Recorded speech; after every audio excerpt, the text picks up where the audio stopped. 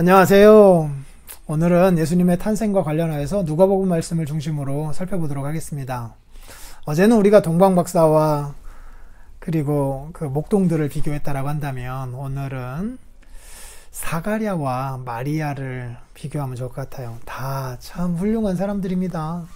예수님 출생 때에 아주 훌륭하게 요긴하게 쓰임받았던 인물들이고요. 하나님 앞에서 훌륭한 믿음을 가지고 살았던, 그래서 아름다운 찬송을 남긴 사람들이고, 그 찬송들이 오고 오는 시대 가운데 우리들에게도 이렇게 큰 감동이 되고 있어요. 그럼에도 불구하고 두 사람의 차이는 뚜렷하죠.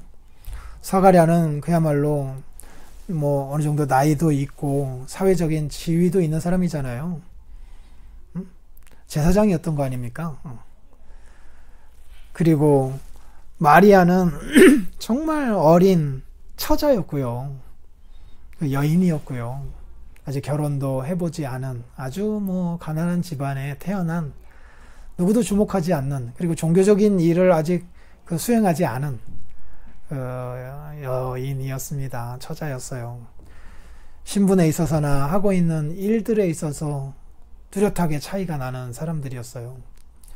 그럼에도 불구하고 그 두 사람에게 모두 하나님이 나타나셔서 예수님과 관련된 계시를 보여주고 있다라고 하는 것 우리들이 확인합니다. 신분에 따라 계시의 빛이 달라지는 건 아니거든요. 신분을 넘어서서 하나님이 이렇게 계시의 빛을 우리에게 허락하시니 어느 신분에 있든지 간에 그런 것들에 우리들이 좌지우지 되지 말고 주께서 주신 이 계시의 빛을 따라 살아가는 사람들이 되면 좋겠다 생각이 들고요. 사가랴에게 말씀을 하였죠.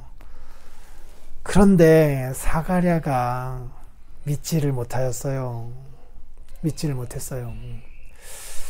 참 인생을 오래 살았다라고 하는 것, 그리고 어떻게 보면 계시의 빛에 더 가까이 있는 제사장이었고 제사를 드릴 수 있는 사람이었으면, 그러면은 그 모든 것들이 하나님이 말씀하신 바를 더 잘 믿게 하는 데에 쓰일 수도 있는데 그러지 못하고 있다라는 거예요. 우리들이 여기서 보게 되죠. 많이 살고 많이 경험한다라고 하는 것이 그 믿음 생활을 더 많이 갖게 되는 일에만 쓰이고 있지는 않다라고 하는 것을 보면서 나이가 들어간다라고 하는 것, 우리들이 정말 조심스럽게 하나님 앞에 생각해 볼 필요가 있는 것 같아요. 우리의 고집이 더 늘어나고 있지는 않은지, 계시의 빛이 있음에도 불구하고 인생 경험을 근거로 하여서 그것을 평가하려고 있지는 아니한지 우리 자신을 보게 됩니다. 어쨌든 그 일로 말미암아 사가랴가 이제 벙어리가 되잖아요. 말을 할 수 없게 됩니다. 물론 그것도 하나님의 은혜의 한 방편이었죠. 침묵하는 과정을 통하여서 정말 예수님이 우리의 구주이시다라고 하는 사실을, 구약의 말씀들을 총동원하여서 생각할 수 있는 계기를 만들어 주신 거잖아요. 성령 하나님의 특별한 은혜가 있었지만요. 그래서 그렇게 아름다운 사가랴의 그 찬송, 자기 아들의 탄생과 관련된 찬송인데, 정확하게 표현하면 세례 요한의 출생으로 말미암아 예수 그리스도의 출생의 빛을 보여준 거잖아요. 그러니까 예수 그리스도에 대한 탄생 노래라고 할 수 있겠죠. 그 내용들을 보면 우리들이 이미 살펴봤던 것처럼 웅장합니다. 구약 성경 전체의 내용들이 압축되어 나타나고 있음을 보게 돼요. 하나님의 은혜죠.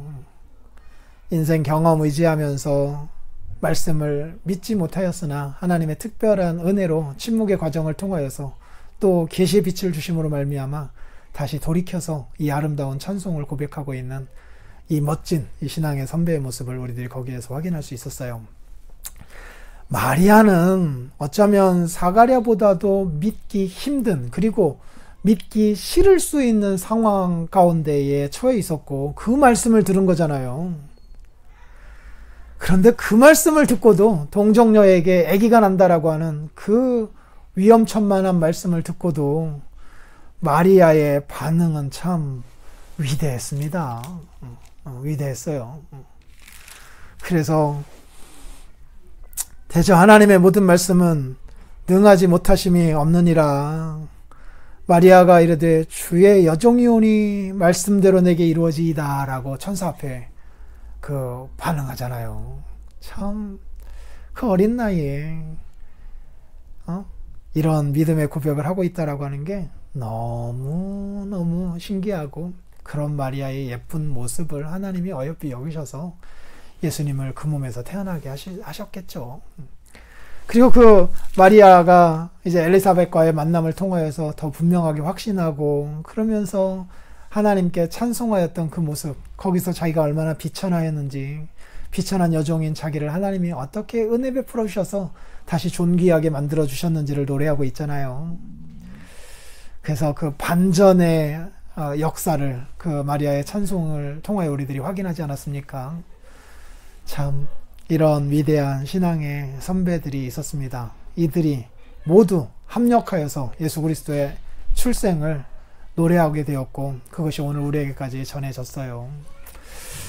사가랴와 같은 처지에 있든 아니면 마리아와 같은 처지에 있든지 간에 하나님이 우리에게 이런 믿음을 허락하여 달라고, 조금 더 욕심을 부리자면 사가랴보다는 마리아와 같은 믿음을 우리에게 일찌감치 주셔서, 또 우리의 자녀들에게도 이런 믿음을 일찌감치 주셔서 하나님의 나라에 요긴하게 쓰임받는 자들 되게 해달라고 이렇게 기도하면서 한 주 살아가면 좋을 것 같고요.